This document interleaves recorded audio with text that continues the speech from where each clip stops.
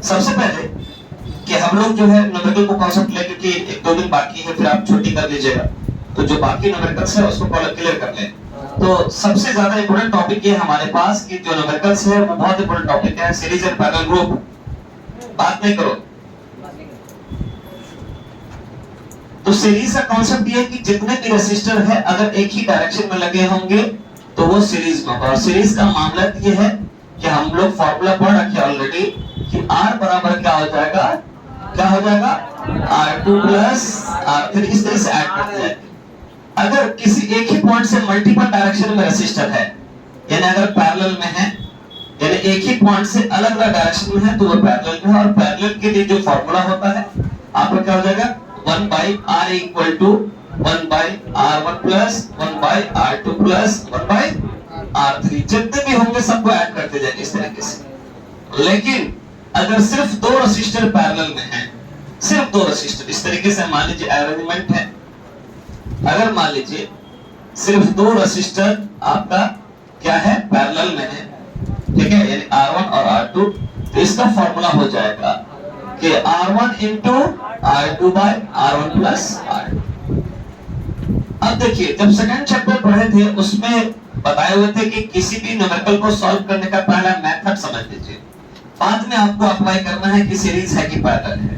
हमको सबसे पहले मेथड ये जानना है कि आप सबसे पहले डायरेक्शन दिखा दीजिए, सॉरी नेमिंग। सबसे पहले किसी भी क्वेश्चन का आप नेमिंग कर दीजिए, नेमिंग के बाद डायरेक्शन कीजिए। डायरेक्शन से ये मालूम चलेगा कि कौन सीरीज में है कि कौन पैरेलल में है। डायरेक्शन से ये मालूम चलेगा कि किसकी तरफ नंबर ऑफ रेसिस्टर ज्यादा है और किसकी तरफ कम है। तो जिससे फायदा क्या होता है डायरेक्शन करने से, एक तो दो फायदे हैं। दो फायदे कि सीरीज और पैरेलल का मालूम चल जाएगा। दूसरी चीज ये है कि हमारे पास ये मालूम चल जाएगा कि हमारे पास नंबर ऑफ रेसिस्टर्स किसमें ज्यादा है और किसमें कम है। इससे क्या प्रभाव है, इससे क्या मतलब चलेगा मालूम। अगर ज्यादा जिधर नंबर ऑफ ज्यादा रेसिस्टर होगा, यानी नंबर ऑफ रेसिस्टर मैक्सिमम होगा, तो वहां पे हम क्या करेंगे कि पहले उसको सॉल्व करेंगे, बाकी जो है जो बचा हुआ रेस्ट को रेसिस्टर को सॉल्व करेंगे। तो चलिए ये अपने वर्ड में लिख रहे हैं कि आपको जिधर मैक्सिमम हमारे पास रेसिस्टर्स ज्यादा मैक्सिमम रेसिस्टर होगा तो पहले उसको सॉल्व करेंगे, ठीक है, पहले उसे सॉल्व करेंगे। चाहे वो अरेंजमेंट रेसिस्टर जो है कैपेसिटी सीरीज में हो या पैरेलल में, मैक्सिमम रेसिस्टर होगा पहले उसे सॉल्व कर लेंगे, ठीक है। चलिए अब हम लोग क्वेश्चंस पे आते हैं। क्वेश्चंस का बहुत तरीका है, अलग अलग हमारे पास है क्वेश्चंस का लेवल। सबसे पहले बात है एक ब्रिज टाइप का क्वेश्चन आता है, ब्रिज टाइप का, जो हम लोगों ने ऐसे कैपेसिटर में भी पढ़े थे, ब्रिज टाइप का क्वेश्चन है। तो देखिए कोई क्वेश्चन इस तरीके से है, ठीक है। मान लीजिए कि आपका रेसिस्टर्स कनेक्शन इस तरीके से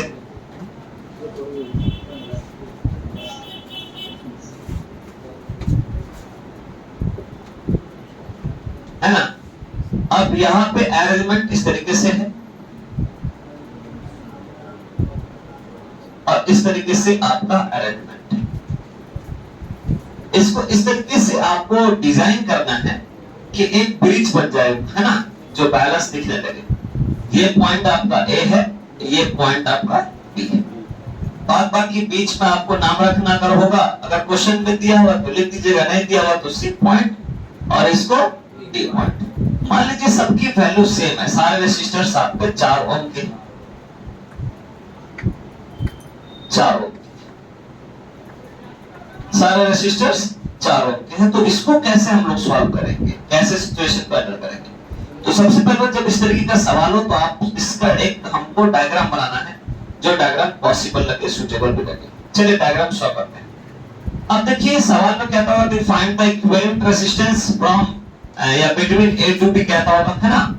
ए से बी जाना है। अगर सवाल में ए टू बी हो तो स्टार्ट कहां से करेंगे, ए पॉइंट से करेंगे। कहां से करेंगे हम लोग, ए पॉइंट से करेंगे। तो यहां से ए से देखते हैं तो ए से कितना रास्ता मिल रहा है, 2 रास्ता। एक रास्ता कहां जा रहा है, देखिए आपको 2 रास्ता मिल रहा है, ए पॉइंट से 2 रास्ता। एक रास्ता ये मान लीजिए, एक रास्ता ये मान लीजिए। एक रास्ता आपको सी पे जा रहा है और एक रास्ता किससे जा रहा है, डी पर। You have energy to give the some particular concept and give the reply, है ना। आपके पास एक पॉइंट से दो रास्ता, एक जा रहा है सी पर, तो सी पर जा रहा है तो हमने दिखा दिया ऐसे, और डी पे जा रहा है तो ऐसे, ठीक। अब देखिए ए से सी पे जाने के लिए कितना ओम है, 4 ओम है, और ए से डी पे जाने के लिए कितना है, 4 ओम। अब आगे बढ़ते हैं, थोड़ा सा और ध्यान दीजिए। तो ए से सी वाला मामला कंप्लीट और ए से डी वाला मामला कंप्लीट। अब देखिए जब सी पे पहुंच जाता है, ठीक है, तो वहां से कितने डायरेक्शंस है, दो है। एक हमारा डी पे जाएगा और एक कहां जाएगा, डी पर, ठीक। तो एक जो है हमारा डी पे जाएगा, सी से दो जगह जा रहा है, एक जो है आपका डी पे जाएगा, ठीक, और एक जो है हमारे पास, एक जो हमारे पास कहां जाएगा, डी पर जाएगा। तो हमने एक बी पॉइंट ले लिया, तो ये कितना ओम का है, 4 ओम। तो ये भी रास्ता क्लियर। अब अच्छा ये वाला, तो डी से डी पे जाएगा, ये भी। अब थोड़ा ध्यान देने वाली बात है कि ये आपको एक ब्रिज बन गया है जिसको विंड स्टोन कहते हैं, ठीक है। और इस ब्रिज का बेसिकली काम क्या होता है कि सर्किट को बैलेंस रखना है ना। अब देखिए इस पूरे सर्किट में आपको जो है दो तरीका है कि हमारे पास जो मिड वाला जो होता है, चाहे वो कैलिब्रोमीटर लगा हो, चाहे वो कोई रेसिस्टर लगा हो, इसका काम क्या होता है, ब्रिज को बैलेंस करना है। ये क्या करते हैं, इस पूरे सर्किट को बैलेंस कर रखता है। कैसे समझेंगे, जब सारे रेसिस्टर आपके सेम हो तब हम कहते हैं कि बीच वाला बैलेंस है। अगर सारे रेसिस्टर अगर सेम ना हो तो फिर आपको फाइंड आउट करना पड़ेगा किरचॉफ्स रूल से, ठीक है। तो अभी हम लोग वो पढ़े नहीं है, ठीक। तो अभी हम लोग को देखें कि जब चारों तरफ आपका सारे रेसिस्टर इक्वल है तो बीच वाला क्या हो जाएगा, बैलेंस हो जाएगा। और बैलेंस होने का मतलब ये है कि ये अपना जो है यूज इसके अंदर में नहीं लाएगा, ठीक है। अब देखिए मान के चलिए कि आपको ये बीच वाला आपको कनेक्शन हट गया, ये बीच वाला कनेक्शन हट गया। अब हट गया तो देखिए तो आना कहां से है, कहां से आना है, ए से आना है। तो ए से आना, जाना कहां पर है, बी पर, बी पर जाना है। देखिए ए से बी पे जाने के लिए कितना रास्ता है, एक रास्ता ऐसे जाएगा और एक रास्ता ऐसे जाएगा। इसका मतलब है कि ये वाला और ये वाला जो कौन सा हो जाएगा, सीरीज हो जाएगा। इसका मतलब ये है कि आप सिंपल फॉर्म में, क्योंकि ये सब क्वेश्चन हायर लेवल का 12th में नहीं आएगा आपको, 12th में जो फाइनल क्वेश्चन आएगा फाइनल, वो हम आपको बता देंगे फाइनल एग्जाम पर कि आपको ये क्वेश्चन आना, आपको बना दीजिए। बस वैल्यू आपका नंबर चेंज रहेगा, लैंग्वेज सेम रहेगा, ठीक है। तो इस चीज का भी ध्यान रखना कि आपको ये जो पढ़ रहे हो ये इसलिए पढ़ो कि आप जब आगे पढ़ोगे, जब आप आगे बनोगे, कुछ एंट्रेंस की तैयारी करोगे तो यहाँ पे ये हेल्प करेगा, ठीक है। और इससे कुछ हायर लेवल क्वेश्चंस में आता है, ऐड ऑन हो जाए।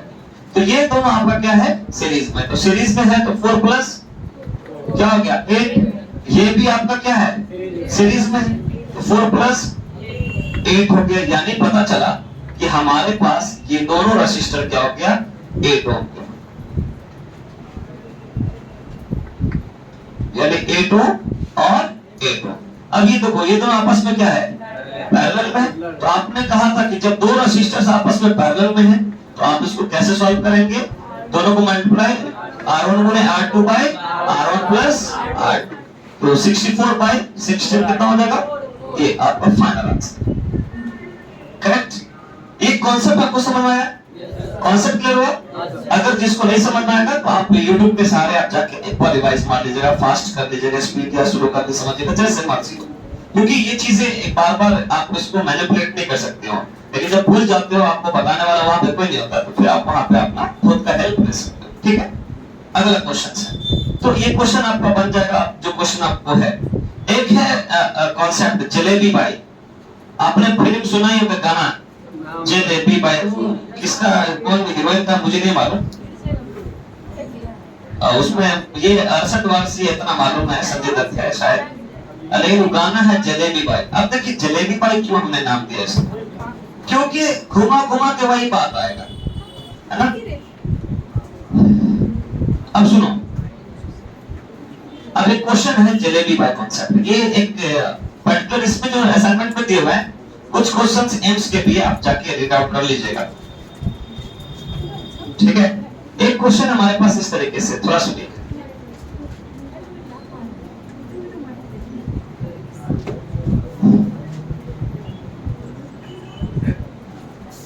अब यहाँ पे थोड़ा ध्यान दीजिएगा, ये ए हो गया, ये बी हो गया, सी डी ई एफ। क्वेश्चन नंबर 31 है शायद आपका क्वेश्चन, ठीक है। तो यहां पर आप जो है देख पा रहे हैं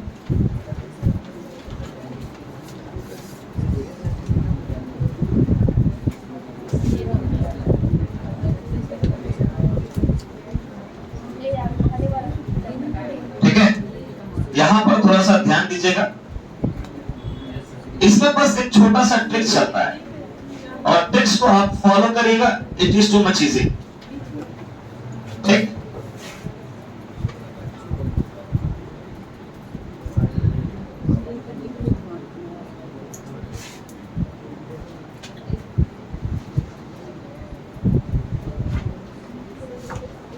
थोड़ा ध्यान दीजिए, अरेंजमेंट के दौरान में 3 ओम का है, ये 3 ओम है, 3 ओम 3 ओम 3 ओम 3 ओम, ये 6 ओम का है ना जी सर, 6 ओम 6 ओम और ये 6 ओम का है।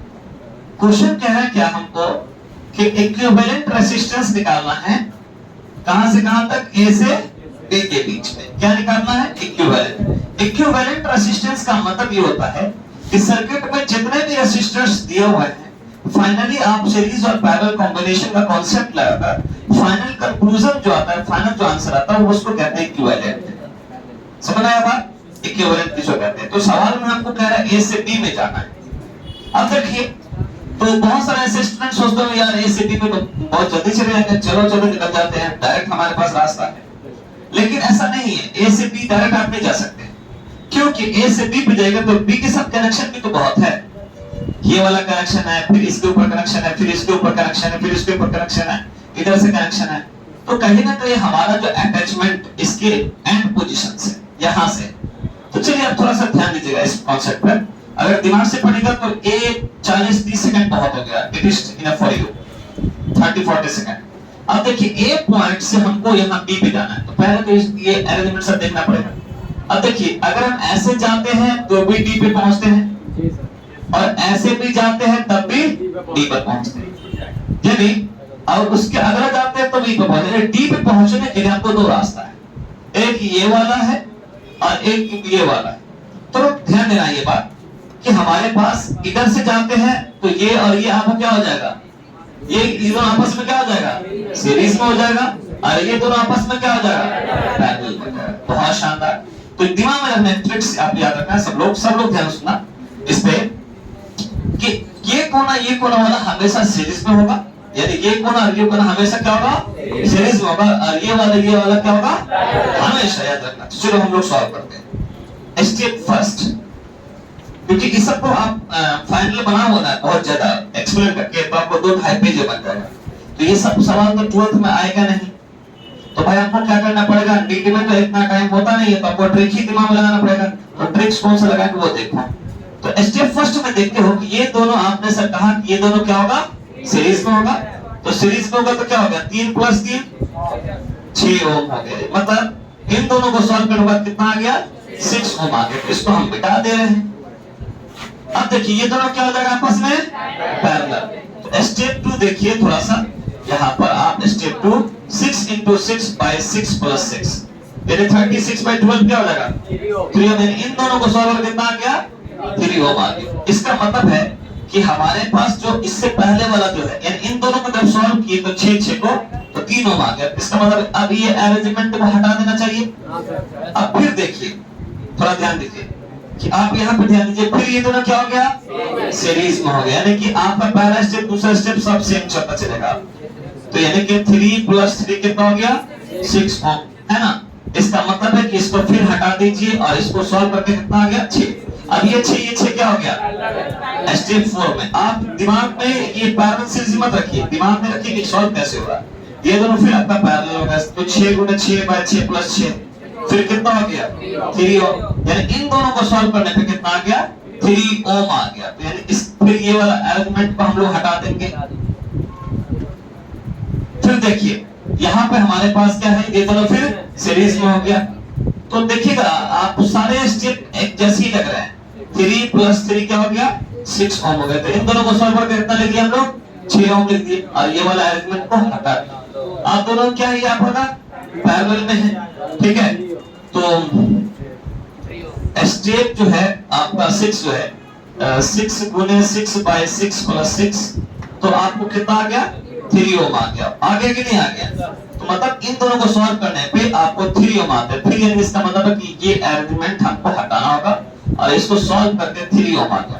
फिर ये दोनों क्या हो गया 6 ओम हमें सीरीज में हो गया। तो 3 + 3 कितना हो गया 6 ओम हो गया। मतलब आपको जो है यहाँ पर ये आपको मिटाना होगा। अब फिर देखिए ये दोनों क्या हो गया पैरेलल हो गया। तो यहाँ पर आपका जो है 6 × 3/6 + 3 18/9 कितना आ गया ये आपका फाइनल आंसर।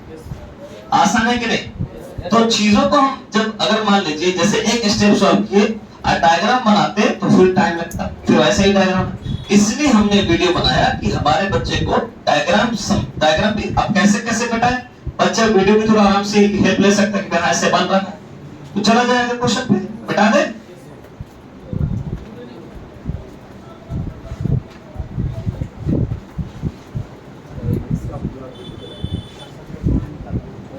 चलो उसी तरीके से एक है बिस्किट वाला कॉन्सेप्ट है। कौन वाला? बिस्किट वाला। यही था जलेबी। 31 नंबर क्वेश्चन है। अब देखिए बिस्किट वाला कॉन्सेप्ट देखिए।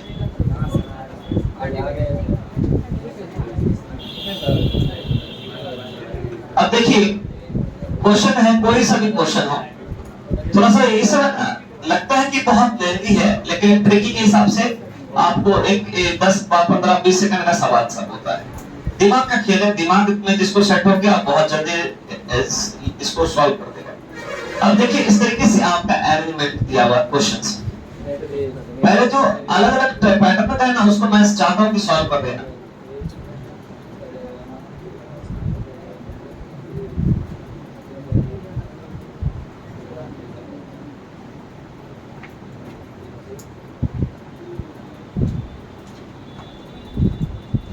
अब यहां पे देखिए थोड़ा सा ध्यान दें।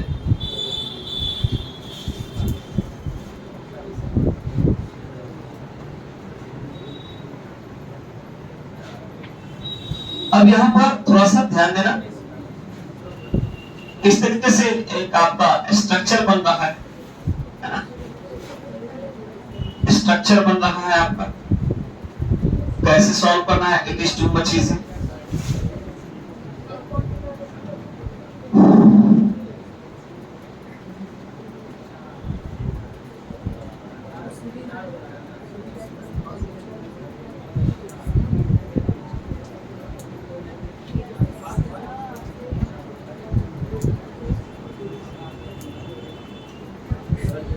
मान लीजिए ये आपका ए है और ये आपका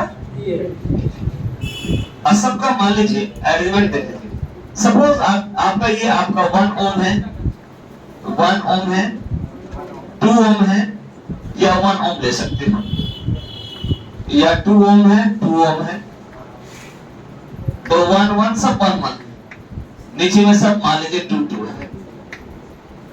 अब क्या करना है इसमें कि पहले देखते हैं कि इसको सॉल्व करना है। आप लोग इसको कैसे सॉल्व करोगे?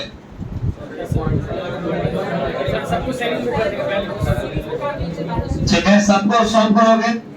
अब ट्रिक सुनिएगा आप कैसे सॉल्व करेंगे। आपको देखिए आपको 4 बिस्किट लग रहा है ना, चारों सेम है कि अलग अलग है? सेम है। जब वैल्यू अलग अलग हो तो सबको अलग अलग बॉक्स का निकालना होगा। लेकिन जब सेम अगर बॉक्स हो तो एक बॉक्स की वैल्यू निकालिए बाकी सबको मल्टीप्लाई कर देंगे। तो कुल मिलाकर ये है कि अगर आप पहला अरेंजमेंट देखते हैं, थोड़ा सा ध्यान समझना। अगर आप पहला अरेंजमेंट देखते हैं ठीक है ये 1 1 हो गया 2 और 2 हो गया। अब देखिए इसके अरेंजमेंट देखेंगे तो ये दोनों सीरीज में है तो 1 + 1 तो यही बात कर रहा है ना 1 + 1 = 2 ओम। ये भी सीरीज में है तो 2 + 2 = 4 ओम। अब देखिए यहाँ पर सॉल्व करने के बाद एक की वैल्यू आ गया 2 ओम और एक की वैल्यू आ गया 4 ओम है ना 4 ओम। अब दोनों के आपस में पैरेलल है, तो 2 into 4/2 plus 4 तो कितना हो गया 8/6, तो 4/3 ओम आ गया ना। यानी पता चला कि एक बॉक्स का जो इक्विवेलेंट आया है, एक बॉक्स का इक्विवेलेंट आया वो 4/3 आया, और ऐसा कितना लगा हुआ है 4 लगा हुआ है। आप क्या करना कि हमारे पास इक्विवेलेंट क्या करना 4 into 4, 1 2 3 4 बॉक्स है, 4 लिख दिया। अगर 5 होता तो 5 लिखते, तो हर बॉक्स की वैल्यू कितना हमारे पास है 4/3, यानी कि 16/3 ओम आ गया। टफ है क्या? बहुत इजी है। अब इसके ऊपर और भी सवाल है। एक है जो स्पेशली ये एम्स का क्वेश्चन है, जो बरमूडा ट्रायंगल कॉन्सेप्ट,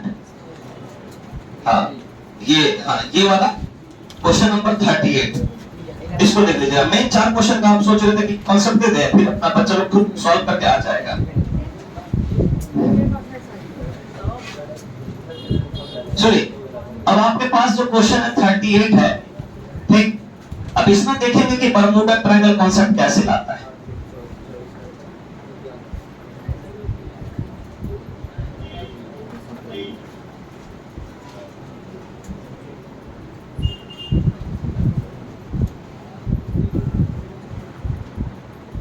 बन जाएगा आप लोग से ये वाला 38।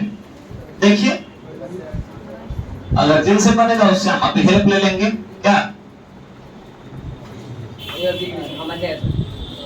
बन जाएगा, ठीक है।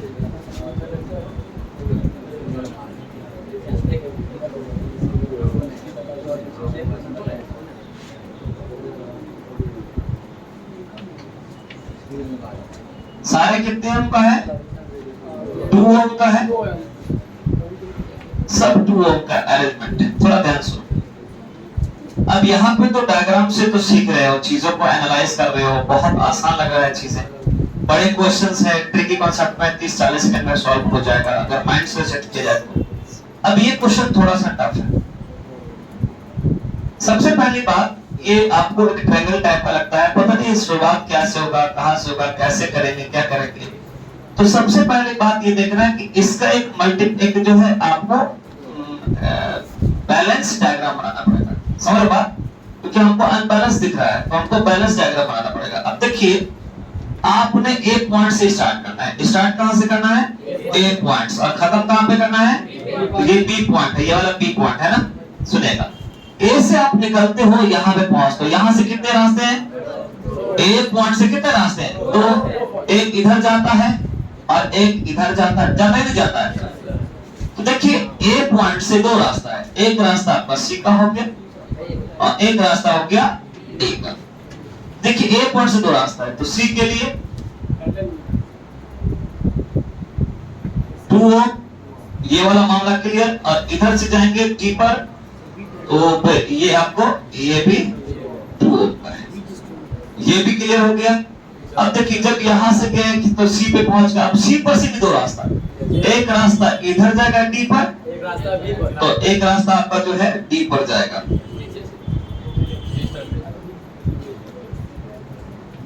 ये भी क्लियर है ना। एक रास्ता कहां जाएगा?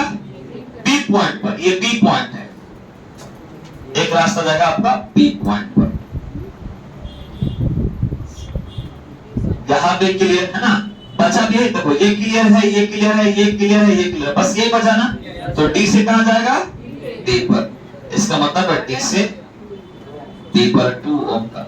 जब सारे आपके पास रेसिस्टर सेम हो तो बीच वाले क्या होते हैं? बैलेंस होते हैं, नहीं गायब हो जाते हैं। जब ये गायब हो जाएगा तो ये बचेगा दोनों, तो ये दोनों क्या होगा?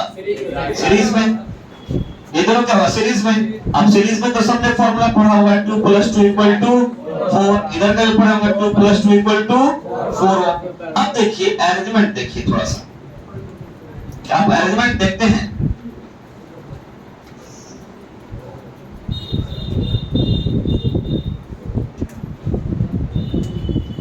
यहां देखते हो अरेंजमेंट, 2 ओम, सॉरी 4 ओम, और ये भी 4 ओम है। दोनों आपस में क्या है? तो 4 × 4/4 + 4 16/8 क्या हो जाएगा? सॉल्व हो जाएगा ना। अब आपको जो है एक छोटा सा होमवर्क दिया जाएगा, आप सॉल्व कर लाइएगा, ठीक है। इसीलिए जब आप सब सवाल बनाने में बैठिए तो जरूरी ये है कि आपको ये चीज दिमाग में रखना होगा कि रेसिस्टेंस सीरीज में कब होगा, कब पैरेलल में होगा, कब ये छोटा वाला ये वाला फॉर्मूला लगाएंगे, कब कैसे स्टार्ट करेंगे। तो नेमिंग जरूर करिएगा। फिर डायरेक्शन, और डायरेक्शन जिधर दिखाने से फायदा ये है, एक तो ये कि हमको पैरेलल सीरीज का मालूम चलेगा, दूसरा फायदा ये है कि मैक्सिमम नंबर ऑफ रेसिस्टर मालूम चल जाएगा, जिससे हमको आसानी होगी सॉल्व करने में। ओके, पॉज करो।